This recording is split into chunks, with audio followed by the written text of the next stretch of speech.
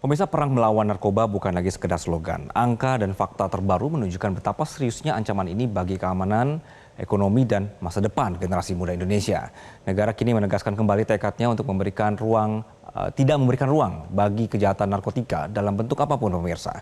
Kami hadirkan di siang hari ini adalah angka-angka berkenaan dengan perang melawan narkoba, pemirsa. Angka 214,8 ton ini adalah besarnya suplai narkoba yang berhasil diputus hanya dalam 1 tahun, mencakup ganja, sabu, ekstasi, sampai zat lain yang termasuk kategori narkotika. Kemudian kita bergeser ke sebelahnya, ada angka 29,3 triliun rupiah.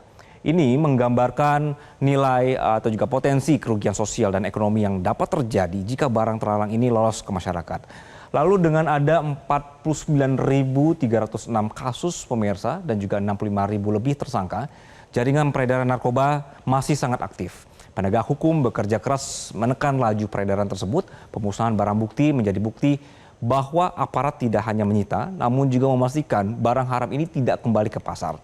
Data besar seperti ini, pemirsa, menegaskan pentingnya kolaborasi lintas sektor penegak hukum, dunia pendidikan, komunitas, dan keluarga, agar upaya ini tidak hanya menghukum, namun juga melindungi. Nah, ancaman narkoba kini menyentuh langsung generasi muda. Ini data-datanya juga, pemirsa, dampak dahsyat dari narkoba yang menunjukkan 3,3 juta orang di Indonesia berada dalam lingkaran penyalahgunaan narkoba dengan dominasi usia muda sekali, 15-24 tahun, kelompok produktif, dan juga ini adalah harapan bangsa. Dan tidak kalah memprihatinkannya, sekitar 312.000 remaja berusia 15-25 tahun sudah terpapar narkoba. Ini bukan lagi di pinggiran, tapi juga sudah memasuki kehidupan sosial generasi penerus. Angka ini menunjukkan tantangan sistemik. Jika generasi muda terdampak, maka masa depan pembangunan ini juga ikut terancam. Dengan target nasional menekan prevalensi menjadi 1,7% pada 2025. Indonesia perlu memperkuat pencegahan sejak dini dari sekolah, keluarga, sampai rehabilitasi dan juga penguatan karakter. Perang melawan narkoba kini memasuki babak baru juga, pemirsa, bahwa ini adalah data terbaru tren peredaran narkoba baru. Jadi Kapolri kemarin menjelaskan bahwa sindikat mulai memanfaatkan senyawa farmasi dan zat psikoaktif baru untuk memproduksi narkotika. Dalam periode Januari sampai Oktober 2025, Anda bisa menyaksikan ini adalah data-data Polri menyita 27,9 kg ketamin, disalahgunakan karena efek halusinasinya. Kemudian ada yang disebut dengan kokain 34,5 kg, menandakan keterlibatan jaringan lintas negara. Kemudian juga 6,8 kg heroin menunjukkan adanya yang upaya dari yang masih beredar. Lalu ada 5,5 kg THC murni, ini adalah zat aktif ganja dengan kadar psikoaktif tinggi. Lalu juga ada 18 liter etomidate dan 132,9 kg hashish. Ini adalah beberapa yang kemudian ditemukan, tren-tren terbaru yang saat ini ditemukan di masyarakat. Fenomena ini, pemirsa, membuktikan bahwa sindikat narkoba semakin canggih dan juga semakin berani. Mereka memanfaatkan bahan farmasi legal, memanipulasi jalur perdagangan internasional, dan menggunakan sistem penyeludupan digital.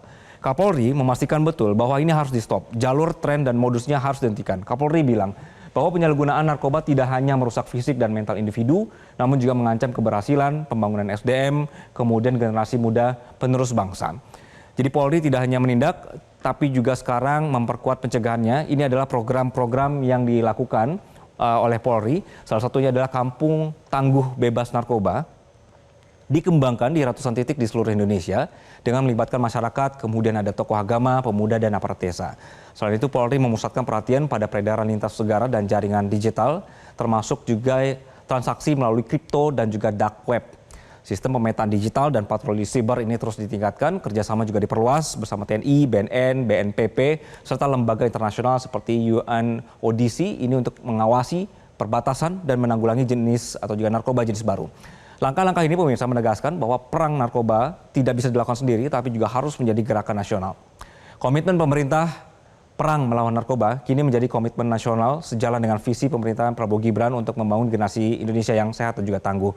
Sejak awal masa jabatannya, Presiden Prabowo menegaskan 3 prioritas kepada Kapolri: pemberantasan narkoba, penyeludupan, dan juga judi online. Langkah ini menjadi wujud komitmen 1 tahun pemerintahan dalam memperkuat keamanan nasional dan juga moral bangsa. Jadi pemirsa, perang melawan narkoba ini bukan sekedar tugas aparat, tapi juga perjuangan kolektif bangsa untuk melindungi generasi penerus. Di tengah tantangan global dan juga kemajuan teknologi, komitmen bersama kita lah yang kemudian akan menentukan apakah Indonesia nanti mampu berdiri sebagai bangsa yang kuat, sehat, dan bebas dari narkoba. Jelajahi cara baru mendapatkan informasi. Download Metro TV Extend sekarang.